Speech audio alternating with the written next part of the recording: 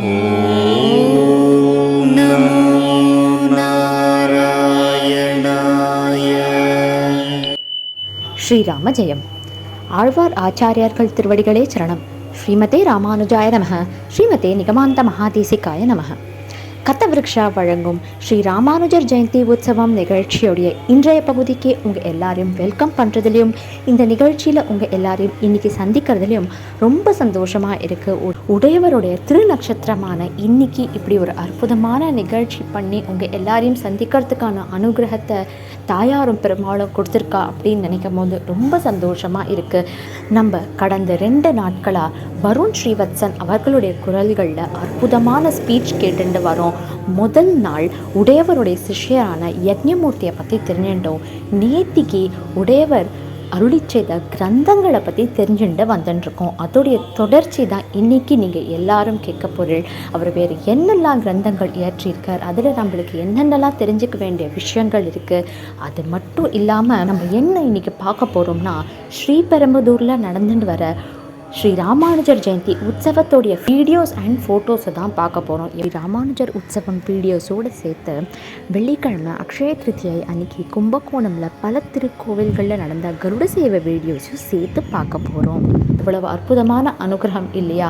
நம் செவிகளுக்கும் இனிமை, நம் கண்களுக்கும் இனிமை. இன்னைக்கு without further delay let's all listen to the wonderful speech and also watch all the videos.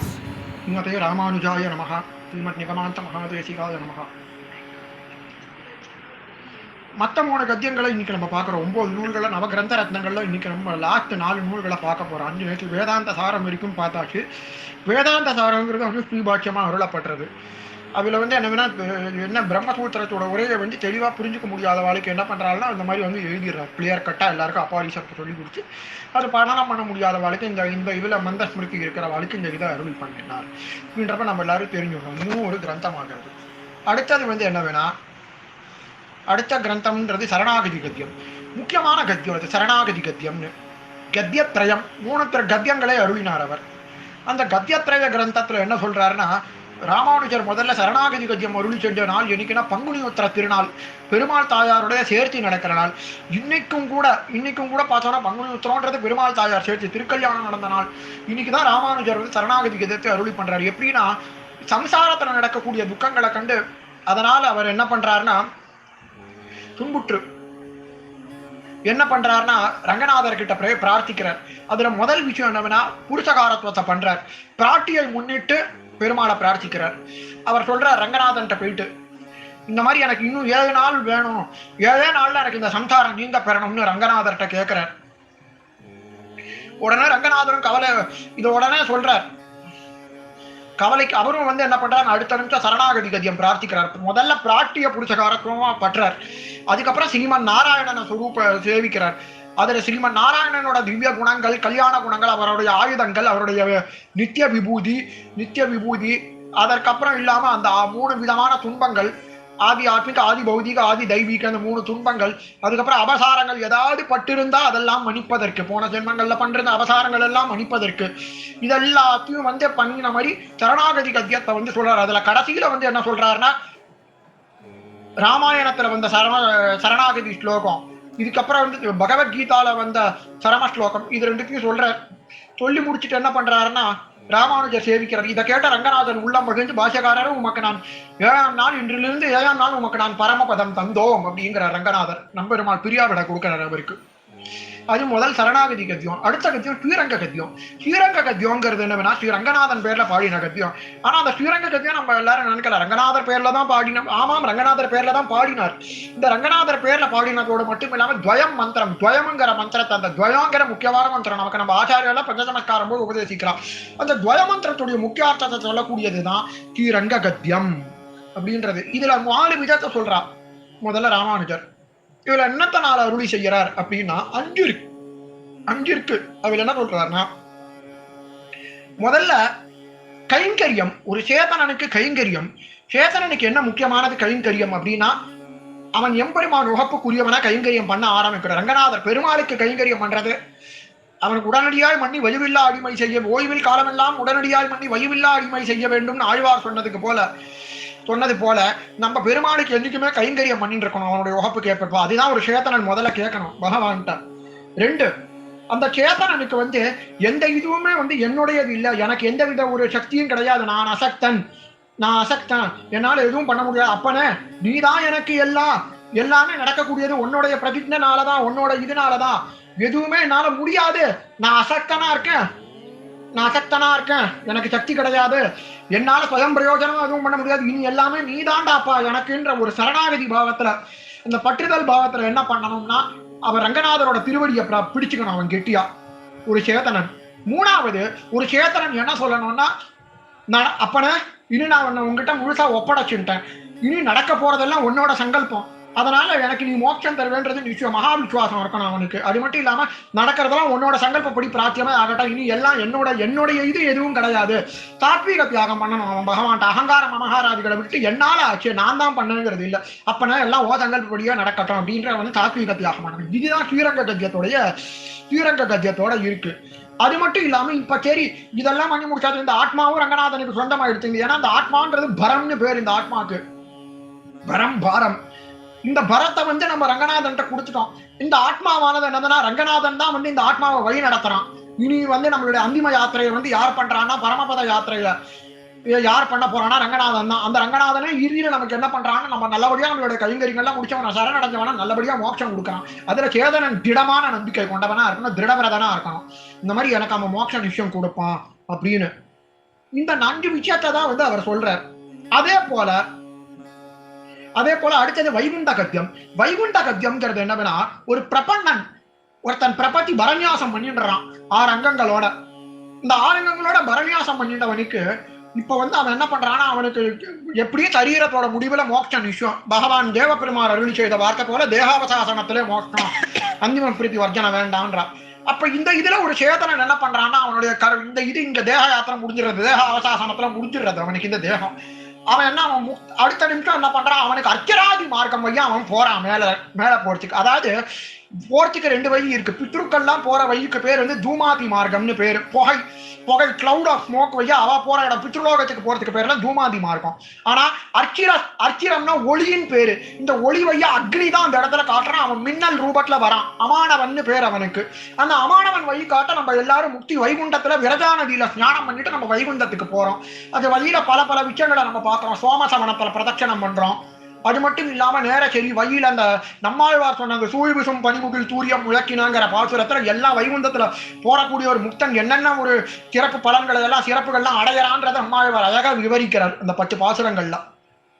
முனிவர்கள் வரவேற்றனர்னு அந்த இதுல எல்லாம் அது வைகுண்டம் புகுவது மன்னவர் விதியே அப்படிங்கிறார் ஆழ்வார். ஆனா அப்படியும் அந்த போன ஆத்மா அங்க என்ன பண்றான், பரமபதநாதன் எப்படி இருக்கான், அவனுடைய அழகு எப்படி, அவன் எப்படி இருக்கான், அந்த தேக்க பரியங்காசனம், இந்த கூர்மாதி பீடம், அவனுடைய விஸ்வக்கேனர், அவனுடைய இது அனந்தன், கருடன், இவ அத்தனை பேரையும் போய் சேவிக்கிறான். அந்த சேதனன் நித்திய கைங்கரியத்துக்கு போறான், திருப்பி வரவே மாட்டான். அந்த சேதனன் அங்க போனான்னா நித்திய கைங்கரியம் ஆனந்தம்ன்றது அங்கதான். நிர்மலானந்தனுடைய இருக்கிற இடம் இருப்பிடம். அந்த இடத்துலயே போய் அவன் போனானா அவன் திருப்பி வருதல் திருப்பி வரவே மாட்டான். That is eternal place. ஒரு சேதனன் இருக்கக்கூடிய எட்டர்னல் இடமே அதுதான். இந்த பௌதீக உலகம்ன்றது துன்பமயமானது. இங்க இருக்கிறதுங்கிறது டெம்பரரி எல்லாருக்குமே. இந்த உடம்புன்றது என்னது ஒரு வாடகை வீடு மாதிரி, இருக்கிற நாளுங்கிறது ரொம்ப கம்மி நமக்கு. அப்ப இந்த இடத்துல இருந்து அவன் மொத்தம் பிரபத்தியை எவ்வளவு சீக்கிரம் பண்ணிக்கிறானோ அவன் அவ்வளவு சீக்கிரம் பெருமாள்கிட்ட நித்திய கைங்கரியத்துக்கு போகிறதுக்கு அது உறுதிப்படுறது. இது வைகுண்ட கத்தியத்தை சொல்றது. அடுத்தது நித்திய கிரந்தம்ன்ற நித்தியம்ன்றது என்னதுன்னா, ஒவ்வொரு ஸ்ரீ வைஷ்ணவனும் ஒருத்தன் ஸ்ரீ வைஷ்ணவன் எப்படி ஆகிறான்னா, பிறப்பில் உண்மையை உன்னை புரிஞ்சுக்கணும். It's not a hurt others. பிறப்பினால யாரும் ஸ்ரீ வைஷ்ணவர்களாய் பிறப்பதில்லை. ஒன்று மட்டும் நான் சொல்றேன், இந்த குலம் நமக்கு உண்டு.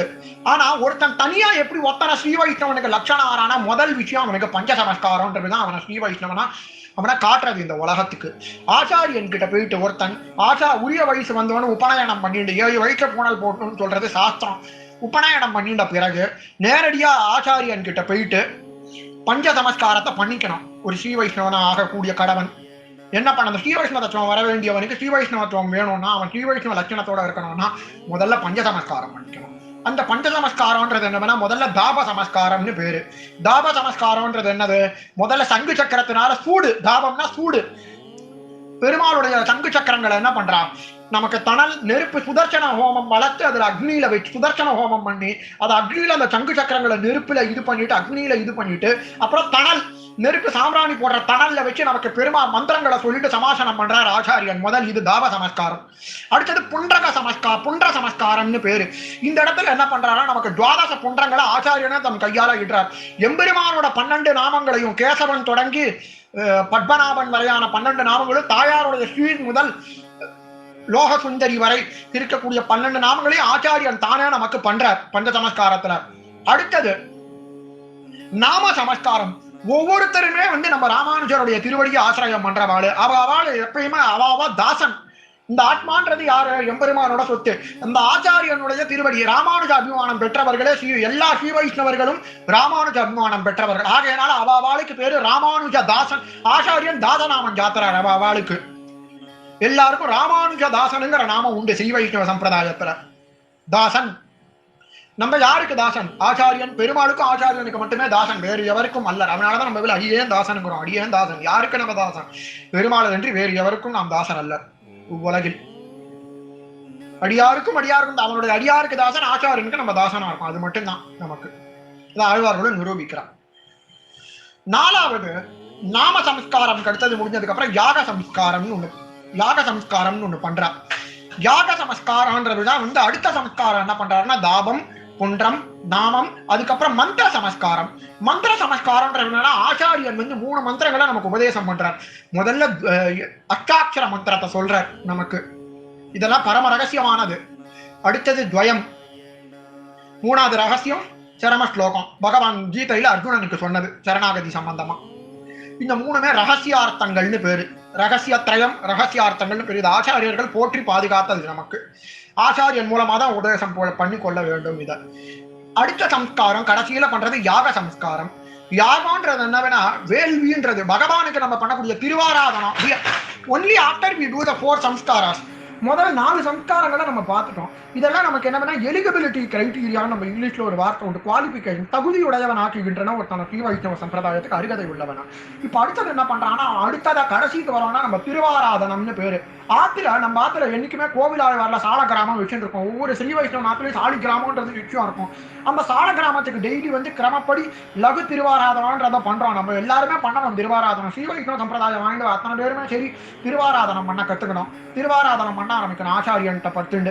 அந்த திருவாராதனம் பண்றதுக்குரியதுக்கு எப்படி நம்ம பண்ணணும், ஏது நம்ம பண்ணணும், அந்த தகுதி அவன் எவ்வாறு பெறலாம்னு சொல்றதுதான் ராமானுஜர் அதற்குரிய மந்திரங்கள் எல்லாம் சொல்லி அர்ஜுனாத்தன தர்ம சமர்ப்பணம் பண்ணும். பாத்தியம், மாசமணியம், ஞானம் ஒவ்வொருத்தரையும் ஒரு சுயமா தன்னுடைய கிரகத்துல காத்தால எழுந்து அந்த திருவாராதனம் பண்ற அந்த 5 வேளை கடமைகள்னு சொல்ற. அபிகமனம், வித்யை, சுவாத்தியாயம். அபிகமனம், வித்யை, சுவாத்தியாயம். அப்புறம் என்னது பாடம். மத்தியான வேலை பாடம் ஆன பிறகு யோகம்ன்றா. இந்த 5 வேளையும் நம்ம தொழறோம் பகவான. அப்ப அந்த இதுல வித்யன்றா. முதல்ல அபிகமனான்றது விஸ்வரூபம். பகவானை நம்ம சேவிக்கிறோம். யுஜ்யை, அந்த யுஜ்யை தான் ஒரு ஸ்ரீ வைஷ்ணவனுக்கும் முக்கியமானது. காலங்காத்தால எழுந்த பிறகு அவன் பிராத்தம் மாத்தியான்மிகம்லாம் பண்ணி முடிச்ச பிறகு அவன் எல்லாத்தையும் பண்ணிட்ட பிறகு அவன் என்ன பண்றான், பகவானுக்கு திருவாராதனம் மட்டும் தான் அவன் ஜாப் பண்ணணுன்றது சாஸ்திரம். சம்பிரதாயப்படியே சாஸ்திரம் என்ன சொல்றோம்னா பகவானுக்கு திருவாராதனம் பண்ண பிறகுதான் ஜாப் பண்ணும். ஆகையினால அதன்படியா இதுதான் அவர் நித்திய கிரந்தத்தில் அவர்கள் செய்கிறார். ராமானுஜருடைய நவரத்ன கிரந்தங்கள்ன்றது இந்த 1600வது ஆண்டுல நம்ம பார்த்தாச்சு சிறு குறிப்பு. இதனை பற்றி அடியேனும் இதை பூர்த்தி பண்ணிக்கிறேன். ஸ்ரீமதே ராமானுஜாய நமஹ. ஸ்ரீமத் நிகமாந்த மகாதேசிகாய நமஹ. ஹரி ஓம். சர்வம் ஸ்ரீ கிருஷ்ணார்ப்பணமஸ்து. Thank you so very much Varun Srivatsan. கடந்த 3 நாட்களாக it was a great treat to all of us. இந்த ராமானுஜர் ஜெயந்தி உற்சவத்தை அவ்வளவு அற்புதமாக விசேஷப்படுத்திட்டேன். அதுவும் இன்னைக்கு உடையவருடைய மற்ற கிரந்தங்கள் ஸ்ரீ வைஷ்ணவ சம்பிரதாயம்னா என்னென்னலாம் நம்ம பின்பற்ற வேண்டியது இருக்குது, பெருமாளை சேவிக்க வேண்டிய முறை, திருவாராதன முறை எல்லாமே ரொம்ப பியூட்டிஃபுல்லாக டீட்டெயில்டாக எல்லாருக்கும் புரிகிற மாதிரி ரொம்ப நல்லா எக்ஸ்பிளைன் பண்ணிட்டேன். பெருமாள் தாயாருடைய பரிபூர்ணமான அனுகிரகம் உங்கள் கூட எப்பயுமே இருக்கணும்னு நாங்கள் எல்லாருமே பிரார்த்தனை பண்ணிக்கிறோம். Thank you so very much once again on behalf of Kathavriksha. ஏன்னா இந்த 3 நாட்களும் உங்கள் மூலியமாக நாங்கள் நிறைய நல்ல விஷயங்கள் தெரிஞ்சுட்டு இருக்கோம். பெருமாள் தாயாரோட குடுப்பனையால் மட்டுமே அது நடந்தது. I'm sure viewers and audience இந்த 3 நாளுமே ராமானுஜர் ஜெயந்தி உற்சவத்தை ரொம்ப நல்லா எக்ஸ்பீரியன்ஸ் பண்ணியிருப்பேள், நிறைய நல்ல விஷயங்கள் தெரிஞ்சுருப்பேள். உங்கள் எல்லாருக்குமே இது கண்டிப்பாக பிடிச்சிருக்கும் அப்படின்னு நினைக்கிறேன். ஸ்பீச் கேட்டது மட்டும் இல்லாமல் ஸ்ரீபெரும்புதூர்லேருந்து உற்சவம் வீடியோஸ், ஃபோட்டோஸ், கருட சேவை வீடியோஸ்லாம் வேற பார்க்குறதுக்கான குடுப்பன பெருமாள் நம்ம எல்லாருக்கும் கொடுத்துருக்கார். நம்ம எல்லாராலையும் போக முடியலைனாலும் இருந்த இடத்துலேருந்தே இதெல்லாம் நம்ம இன்னைக்கு சேவிச்சோம். இதை அமைச்சு கொடுத்த ஸ்ரீமதி ஜெயஸ்ரீ அவர்களுக்கும் கதவிருக்ஷா சார்பாக நன்றிகள், நமஸ்காரங்கள். உங்கள் கதவிருக்ஷா சேனலில் ஆதிசங்கர ஜெயந்தி உற்சவத்தில் குழந்தைகளுடைய ஸ்லோக பாராயணம் இருக்குது. அடுத்தது அதையும் எல்லாரும் மறக்காமல் பாருங்கோ. எங்கள் வீடியோஸ்லாம் உங்களுக்கு பிடிச்சிருந்ததுன்னா லைக் பண்ணுங்கோ, ஷேர் பண்ணுங்கோ. கதவிருக்ஷாவுக்கு மறக்காமல் சப்ஸ்கிரைப் பண்ணுங்கோ. கதவிருக்ஷாவின் ஸ்ரீ ராமானுஜர் ஜெயந்தி உற்சவம் இத்துடன் நிறைவு பெறுகிறது. மீண்டும் ஆதிசங்கரர் ஜெயந்தி ஸ்பெஷல் ப்ரோக்ராமில் உங்கள் எல்லாரையும் நான் சீக்கிரமாக சந்திக்கிறேன். அது வரைக்கும் நமஸ்காரம்.